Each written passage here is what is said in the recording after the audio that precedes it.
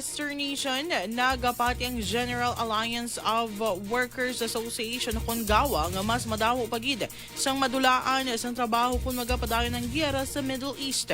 Sa interview sang Bombo Radyo Bacolod kay gawa Secretary General Wenny Sancho, ang pagsuspender sang fare increase makabulig sa mga commuters apang ang mga mamumugon. Ang padayon nga nagaantos bangod wala sang saka sa sweldo sa karon nga nagasaka ang presyo sang balaklon. Sunod diri bangod sa pagsuspend sang fare increase, mas nagnubo ang tsansa sa mga mamumugon nga may matabo nga wage increase. Dugang pa sini bangod sa padayon nga giyera sa Middle East, posible nga mag-abot ang adlaw nga madamo sang negosyo ang maserado kag may mga madulaan sang trabaho. Payag ni Sancho makaluluoy ang mga mamumugon nga nagapangabuhi nga nagasalig lang sa ila sweldo ngayon saktuhan lang sa pang-adlaw-adlaw nga kinanglanon.